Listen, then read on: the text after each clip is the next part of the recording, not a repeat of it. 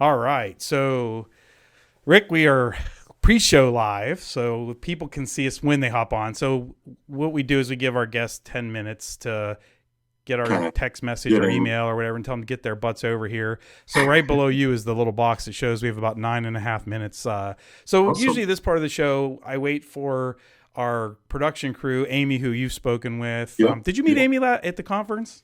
I did. I Yeah. did. And then Yep. Terry Oropeza, who you Yep. probably I know another Terry. I've known HDI Terry long for termer, many, many right? years. Yeah. Yeah. Yeah. And then we have our post production manager Rayanne, who sh- Bruno? no, it's different Rayanne. Yeah, no, Oh, she's too busy for us. My goodness, I yeah. can't Yeah. even get her on the show for crying out loud. She hasn't been on the show yet. I don't, if she has, it's been a long, long time. It's been a long time ago, Last if you season, can't if remember. anything. Wow. There's Amy. Amy says, "Yay, Rick." Yeah, no. So Hi, Amy. Rayanne is the person who hooked me up with my new gig starting next week. So I told her over lunch, dinner, a drink, whatever. So That's awesome. oh, Amy That's says she's awesome. got her on the show. That's what it is. We got her. We're going to get Rayanne hooked up on the show because Oh, and good. the problem, Amy, is you got to keep me the same with Rick and Pete. Is like you got to keep me to 15 minutes with her because I could Exactly. chat with her Oh, forever. no doubt. No doubt. It could go on and on and on. Oh yeah, so much so. And she's from originally around this area where I'm at too. So Oh, no kidding. yeah, she's from Ohio. I can't remember where in Ohio, but her family, I think her mom still lives there. So, oh yeah, Yeah. Amy says she was on the show. Yes, Amy, it's this old guy. I can't remember who's all been on our show Oh before. man. It's been a How while long since we've had exactly her. have you guys been doing the This live is stream? we started in November of 2020. So we Nice. counted that like pre-season one, and so last year was season one, this year was season two, and we did. And Um, you're just now calling me. I'm hurt. Yeah, right. I'm Well, that's because kidding. I didn't know you until I'm I just didn't. I knew kidding. who you were. That's not the problem. Yeah, The problem is you didn't know who I was until last exactly. November, Exactly. right? Yeah. So yeah, and so hey, speaking of that, Rick, being that you've been around a lot, I did have some questions for you. Like, I knew who you were. Mm-hmm. And when I saw you in, after hours, we'll leave it at the after hours at the conference in November, you were with Uh-huh. one of my bestie buddy legends around Roy, and Yeah. and and he says, "Oh, this is Rick." I'm like, "Oh my gosh, it's Rick!" So Well, a lot of people know who you are. But talk about what you've done for HDI as far as like the conference this year and just different yeah. things that you've done. Yeah, well, over the years, I've been so deeply entrenched in the conferences. It's amazing. So obviously, as a part of a member of the former member of the regular global faculty, that kept me hopping for a long time. A lot of years ago when Ron had sold HDI and then he bought it back. That's kind of when I really came around, and I'm talking 1999, right? And so on the first strategic advisory board, helped write a lot of the certification textbooks as we know them today. A lot of work writing the standards that are used today, and a lot of great facilitators. I'm talking. That's how long I've known Rayanne and John Custy and McGarrahan, Wow. Deb Monroe.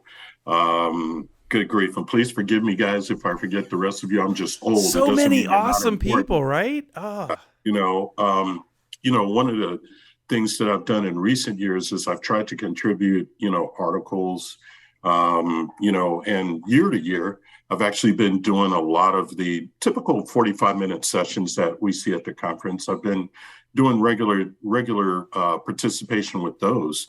And this year, however, goodness, this was the busiest conference I have ever had. Yeah, Without because question, you did a pre-con, right? I did a pre-con. I taught a pre-con, which for those of you that don't know, it's a 3-day certification class. And I taught the desktop support manager certification class. And then from there, the team, one of the members of the keynote panel couldn't make it. And so I was asked to step in for that person. On the So big that, stage. on the big stage. And yeah, that was amazing by itself. And So, it was so for just those an of you that don't know experience. this, like, so Rick does like the 45-minute sessions he's talking about, where you go in a room and you hope that people walk by and walk in and want to hear what you have to say. But the Yeah. big show, when he does the keynote, that was like on the big stage with like the big, the late night sofas and, Yeah. Yeah. Like the and big talk show thing, yeah, big right? talk show. Yeah. And so Pete and Monica Morrison, Anthony Orr, um, You're oh, naming goodness. some awesome people. Yeah. Oh, And was it Greg? We did a session on leadership. oh yeah, that And was with Greg. Yeah, because you know what, you yeah, guys were up the same time I was. I was mhm. Thursday, and I Yeah, was we talked bummed. before that. Yeah, Yeah, I was bummed because I really wanted to go to that one. Not to brown nose yeah, with Greg or anything, but to see all of you yeah. guys. And so we did that one. And then I did the regular 45-minute session on service desk agility later the Thursday. And then I finally went comatose on Friday. So, That sounded like my November. Last November, I had like 3 sessions, you had a a bunch of stuff. I saw pre-con. you. Yeah, it I was saw you. nuts. Yeah. Yeah, I didn't, and it started out like I had one set. I wanted to get into like the workshops because that's kind of like where I want to head to for my retirement-ish type things, Right. doing like training and workshops. Matter of fact, there's my Hmm. stack of books back there for There you go. HGIA training. Yeah. But and then I ended up a buddy went, "Hey, can you do one with me?" And I'm like, sure." And then I Yeah. got connected. Joe Weber says, "Hey, we need somebody for the desktop support panel." I'm like, Yeah. sure." Wow, Yeah. did I bite off more than I could chew? I think Whew. I'm going to, I think after this year, and I haven't really decided yet, I'm going to start to pull away a bit. I think I won't call it retiring from the conference or anything, but I'm going to start pulling away a bit and see what it feels like to just attend and, There we go. go from there. And I want to give that a try. But I do enjoy doing these sessions. I mean, it's kind of what I do and what I'm good at, and I really love it, Well, and I love and I will tell you interacting with though, everybody. like stepping back and what you will do, because I know you enough to know that you will network and share your knowledge and friendship with Absolutely. everybody, and that is, I have to tell you, from somebody that's newish compared to you to HDI. I think I've been doing it since Hmm. 2016, maybe at the Hmm. best. Hmm. It was always like I remember my first conference. I didn't know anybody but my little local chapter peeps, and Right, before right. by the time I left there 4 days later, I felt like, oh You my knew goodness, I everybody. have to tell you, like this, I don't want to say this in a bad way, but I don't befriend people a lot. My wife will tell you, like, I'm very stingy about that. But I have met more people in the HCI community, and they're not just professional friends; they are personal friends. Like, They're personal. I Yeah, cannot believe how yeah. many, and I like you, I just don't even want to name any because, well, so just for the show, because I know some of them may be watching, I have to say two of my really good friends. I have to say Doug Raybold first because he's always, every Mr. time on the show he's Rabel. after Ben. So, and then Yeah, I'll say Ben Brennan, yeah. second, but Mr. so Rabel. many. You gotta, yeah, So many. one Rayanne, I of the, mean, Rayanne, I met her Rand, through coming to our chapter. Julie Moore, Julie Moore. Julie's a yeah. dear friend of ours. There were just so many people I tried to name during my little thank you speech thing, and it was just daunting, of just trying to remember everybody. Thankfully, at the award ceremony, a lot of the facilitators were sitting at the table right next to me, so all I had to do was point. That's, You guys, oh, um, yeah.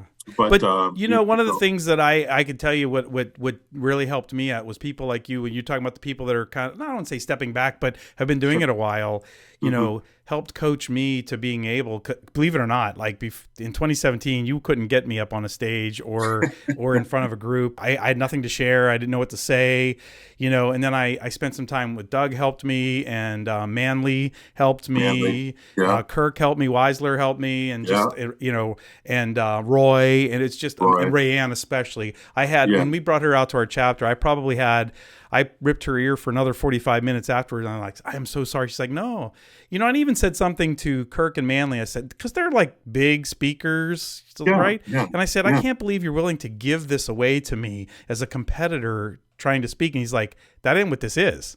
That's not what this I is went, at all. and I do get that. It's not that. We need more Yeah, people to it's help not even share, close. right? Yeah, So guess yeah. what? We are down to 10 seconds before we go All right. live. So Okay. we're going to go ahead and go live here, and we'll get into the serious stuff now, right? Sure, sure.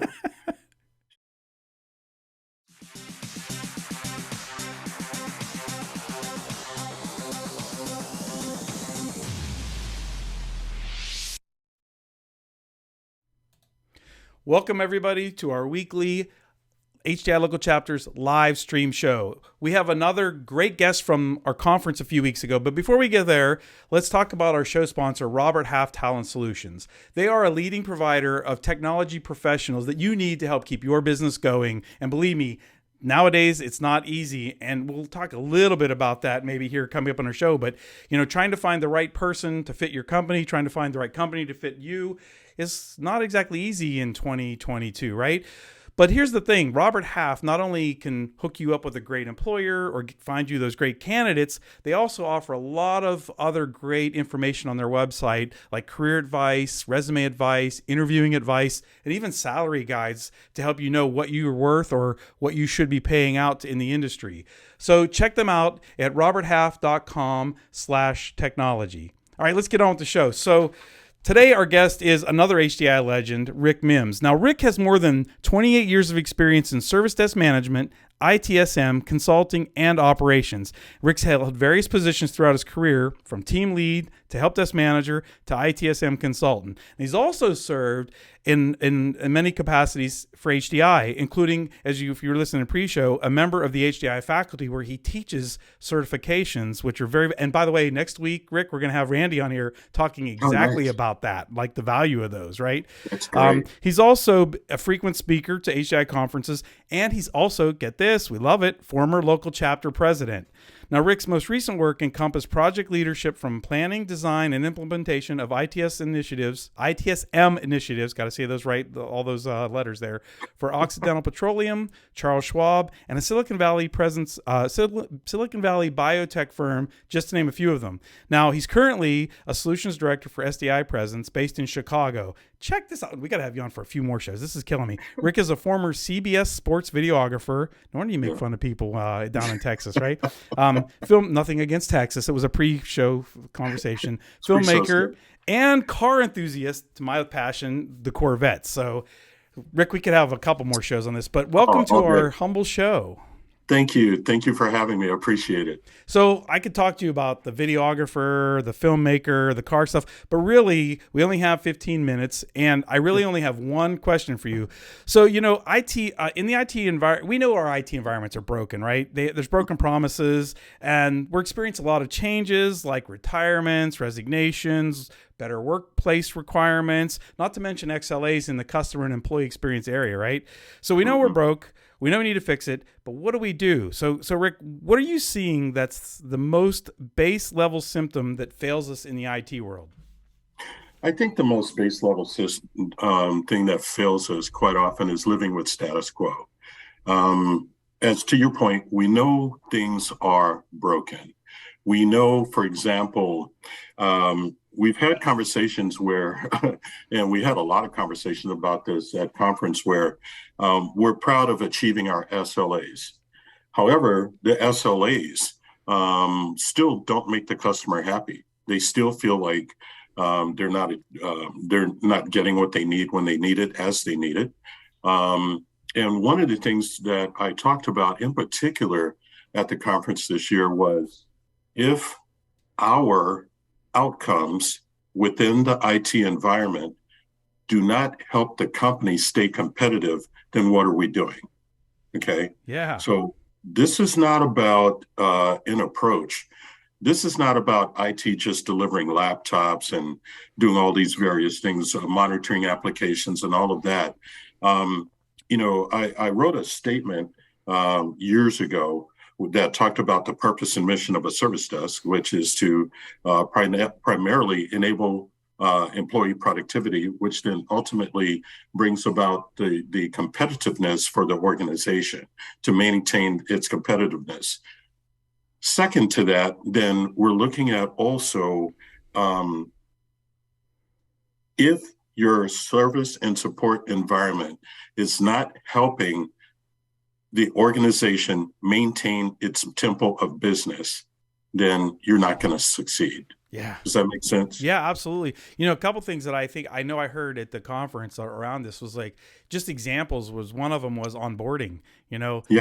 we don't think that that's part of the SLA, like, you know, but, you know, as the person going through that with a new organization, I'm not even there yet. And I got to tell you, like, it's been pretty good. I got like 4 emails like, hey, you're going to get an email that says this. And now here's the one that says this. And here's the one Right. that goes with it. So you don't get, and I got, I love it. I got to tell you, I choked up when I got an email to welcome. It said, welcome home. Wow. Welcome to the team. And I was like, really big too. And it was from the CEO, but it was the folks behind it making all those things happen, you know, for the SI. So the onboarding thing is like, you know, making sure they get their stuff, all their accounts. Nothing's worse than you showing up for day one and you don't even have your account or your email yet. Yeah, you know, and that's one of the things in my session. I talked about service desk agility. Is it a thing? In my exercise, we actually utilized the onboarding processes. And what I had the students actually do was first sit down and list the major problems that you see with your onboarding process. And I said, while you're writing this, I'm going to tell you that one of the things you want to be aware of just with onboarding alone is 2 things. 1, operational risk. Number 2, for the organization, reputational risk. We know that in today's environment that, you know, resources are competitive and are at a premium salary-wise right now. I can go across the street for an additional $5 an hour, $10 an hour, $20 an hour, or, you know, their deductible on their health plan is less than it is to yours. So if your onboarding process is not working, you can't just live with that anymore. Now it's going to impact your organization in a very negative way. In the class, it was amazing because then after I had them jot down all of their isms, schisms, and itises with their processes, I had them turn to each other in groups. And one of the things that we have to be aware of, and you come to know this being a member of HDI, is that your problems in your IT organization are not unique.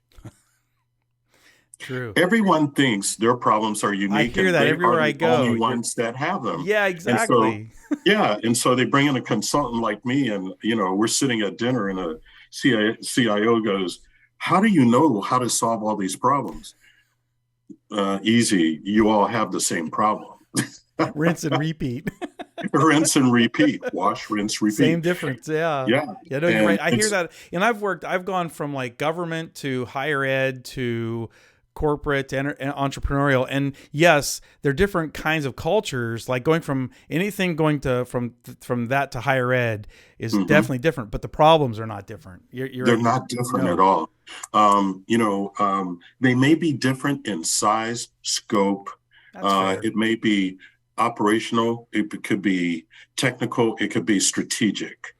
There are varying methodologies, but you know, all in all, the problems are the same. Yeah. So in recognizing and understanding things such as with what you're about to do, and you know, for example, awareness of the service culture is really key. Yeah. You know, is your organization a major league aggressive adopter of new technology, medium or very low?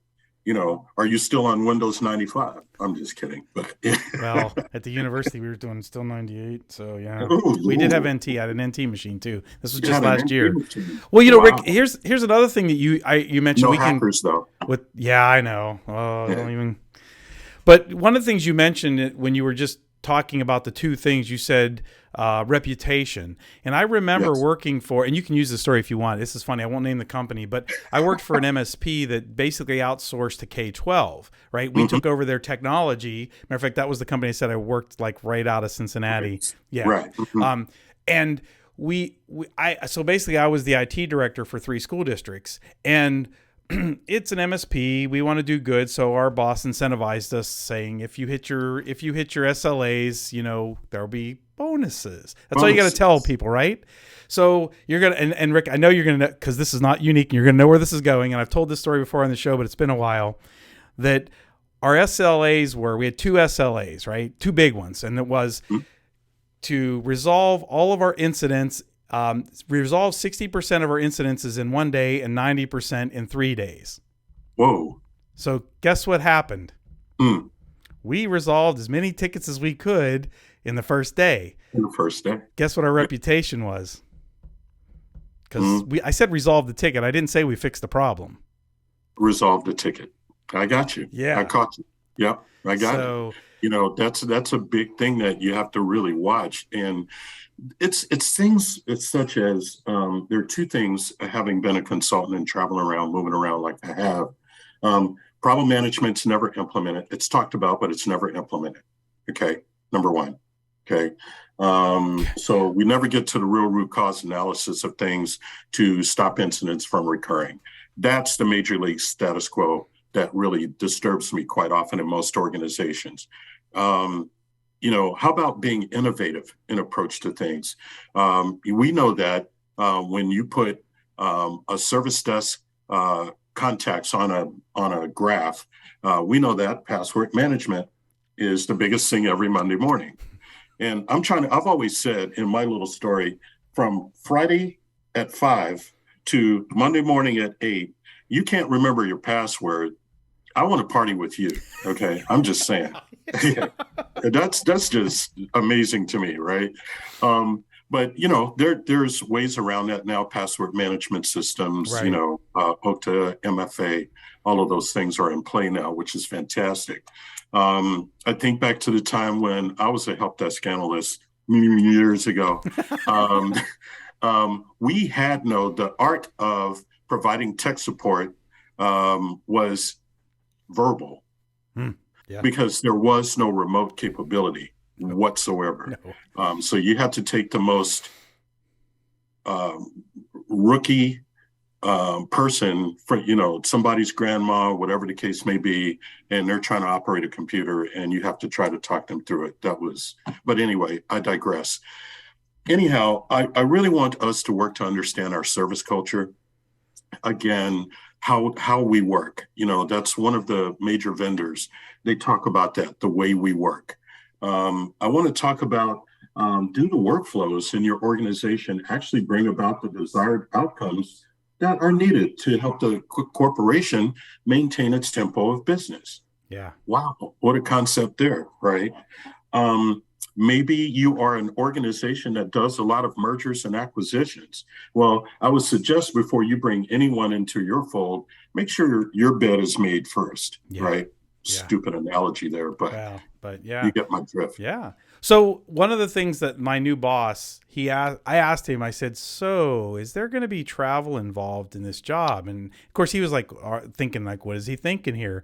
And he's like, well, what would you think about that? And I said, well, personally, since everybody in this, my position, my team's position will be remote. I said, I would like to travel to the regions and meet the people that are actually doing the work. So I know what I'm supporting. Cause I mean, I've learned the hard way that if you don't know what you're supporting, like you said, I think I know what the users want, right? Yep. No. No. I know. What in the old days, one of the things I worked at an outsource provider for help desk services, and I was assigned to a dedicated account. That dedicated account was not that far away from the office where our contact center was located. It was about an hour away. And so one of the requirements in order to be a part of this team was you had to go and visit the environment of that customer, meet the desktop support techs, meet their internal support people, walk around the environment, feel it out, see where things are, have an expectation in your mind. How long will it take a desktop support analyst to get from point A to point B, so that you could be a little smarter about assigning tickets to the right individuals in a particular part of the environment. And it really played well because I had already started supporting some of these people. And I remember walking by and seeing their names on their doors going, oh, I supported her. Oh, I supported him. And I ducked my head into one guy's office. Hi, I'm Rick from the service desk. How are you? Rick, oh my God, how are you, buddy? It It's you. worked Yeah. well. Yeah, yeah, it worked well. But again, understanding the service culture for me is really key to success here. Gotcha. And being So wholly honest. yeah. So I told you this was coming. Like, believe it or not, we're at the end of the show, man. Yeah, So, man. just to sum it up, any last minute word of advice to everybody out there on this topic? Yes, actually, be honest in understanding what it is, where you're broken. Be honest. Document that. Get that into a template for continuous service improvement. Act on it. Don't live with status quo. Yeah, that's exactly the biggest message, I think. Yeah. So, Rick, I got to say thank you for being on the show. We're going to have you again. And we should have got that Zoom out for Pete, but sorry, Pete, we didn't get the Zoom out. Yeah. But Hey, Pete. thanks for watching, everybody. Check us out at hjilocalchapters.org. Rick will tell you it's a great organization, great place to not only learn a lot of things, but meet a lot of really good people and things like that. So check us out. Obviously, if you're watching us live, you're watching us on Twitch. We also rebroadcast this on YouTube, our HDI Local. And check us out. We're on LinkedIn, Facebook, you name it. We're all over the place. And I really appreciate you guys following us, watching our shows, and it just gets us great guests like Rick on the show. So, Rick, thank you so much. And we're definitely going to have you again. Pete's challenged you to a SmackDown. Yeah, I know. I'm ready. So put that together. I'm ready to go for it. All righty. Thanks, Rick. Have a great one. Take care.